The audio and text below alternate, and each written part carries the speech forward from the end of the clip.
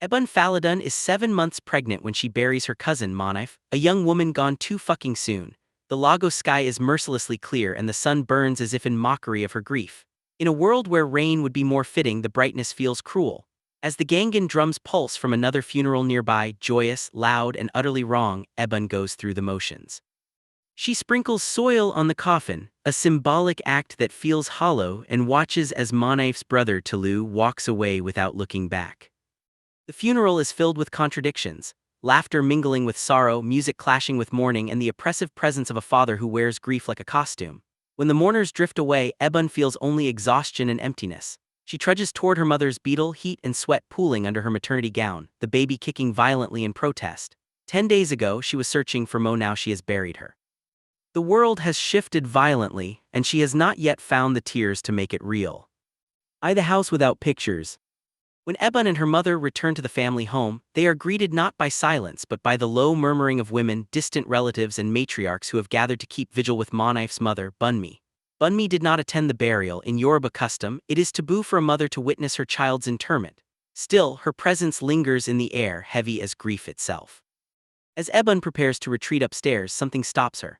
The wall of family photographs by the hallway console has changed. Where once there were 8 frames, now only 5 remain. All the pictures featuring Monif are gone. Mo's graduation portrait, her radiant beach smile, her arms wrapped around her cousin's erased. Shock curdles into fury. Her mother tries to placate her. If this is what your aunt needs, but Ebon cannot stomach it. How could they pretend that Monif had never existed? Storming down the corridor toward the east wing, she finds the same scene repeated. Every trace of Monif stripped away from the ancestral photo wall. The once lively mosaic of Faladun women, their history, their faces, their pride, now bears a gaping absence. It is as though Monif has been excommunicated from memory itself. Her mother blocks the doorway, pleading for patience. But Ebon, swollen with both grief and pregnancy, will not be contained. She pushes past and heads for the west wing, where the surviving matriarchs Auntie Bunmi, Grand Auntie Seo, Grand Auntie Ronk, and the meddling Mama G are gathered. Confronting them, Ebon's voice trembles but does not break. Where are her pictures? Mama G speaks first, her tone self-assured, almost priestly. It is best this way, or her spirit might linger.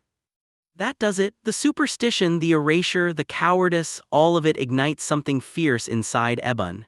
She takes a step forward, ready to fight, when suddenly she feels a gush between her legs. Her water has broken 5 weeks too soon. In seconds, the room devolves into chaos. Her mother insists it's just urine, the grand aunties babble in disbelief, and only Bunmi, calm and steady, recognizes the truth. They help Ebon to a chair as she begins to weep uncontrollably. The cruel symmetry of it all hits her. On the day she buried her cousin, she might also lose her child. Birth amid grief. The hospital is a blur of agony and light. Ebon screams, breathes, and screams again. The world narrows to the impossible demand of push. And then silence breaks into a cry, a tiny, fierce sound that floods the room with something like salvation.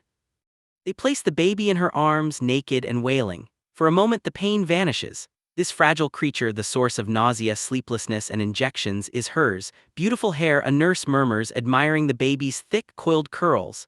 Ebon smiles weakly, pride and disbelief washing over her. The joy feels so sharp it borders on grief. When the baby is taken for examination, Ebon's anxiety returns. But soon they are reunited, mother and daughter, the newborn's eyes already fluttering with uncanny familiarity. Those wide, downturned eyes, Monif's eyes. Exhaustion claims Ebon, and she drifts into the first peaceful sleep she's had in days. The visitor.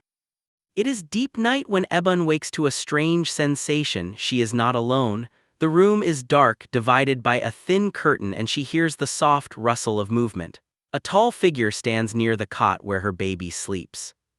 Her first thought is of her mother, then perhaps a nurse. But no, the woman's frame is too slender, too deliberate in its silence. Fear grips her, her voice fails, her limbs heavy with medication. She forces out a whisper, "Nurse, nurse!" No response. As the figure steps closer, moonlight catches a glint on her ankle, a delicate chain. Recognition dawns slowly, horribly. The bowed legs, the thick, heavy hair, it's Monif.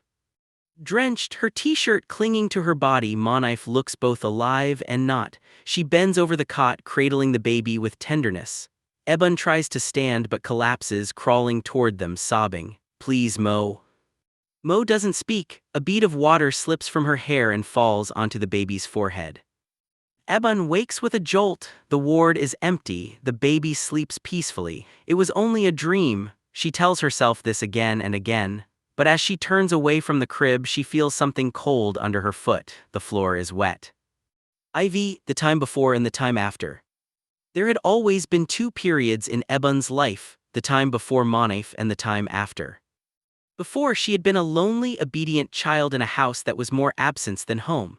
Her mother, Kemi, was a restless woman, always chasing money, men, or both, leaving her daughter with chores and silence. Ebon had no friends, no imagination, and no real sense of belonging. Her world existed in waiting for her mother's laughter to return. Then came the day Auntie Bunmi arrived, carrying 2 teenagers and 8 suitcases, refugees from a broken marriage in England. The arrival of Tulu, sullen and withdrawn, barely registered. But Monif, radiant, bold, unafraid, changed everything. Where Ebon was quiet, Mo was laughter. Where Ebon was compliant, Mo was rebellious. Within days, the Faladun house began to hum with life. Mo teased, performed, and listened, truly listened when Ebon spoke. For the first time, Ebon felt seen, loved. She imitated Mo in every way, her voice, her handwriting, even her taste in music. And Mo let her. "I always wanted a little sister," she said once, and Ebon nearly cried from the happiness of it. But Mo carried storms inside her. Some days she would vanish into silence, locking herself in her room, refusing food and light. Then just as suddenly she would emerge, smiling, alive again, as though the darkness had never happened. The family treated these episodes as whether unpredictable but inevitable. Only Ebon lingered at the door, helpless and scared. It was during one of Mo's good days that she shared the story, The Curse of the Faladun Women. The Curse. The story began with Faranmi Faladun, the ancestral matriarch.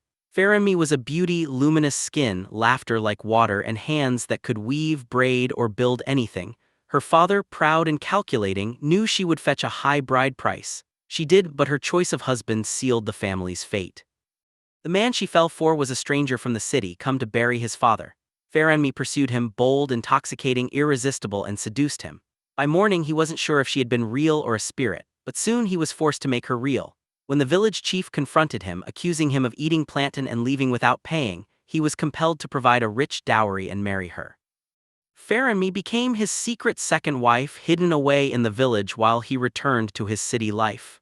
Years later, when his first wife insisted on visiting, the two women met. Their meeting ended in blood. The first wife's curse fell that day, a malediction forged from humiliation and fury.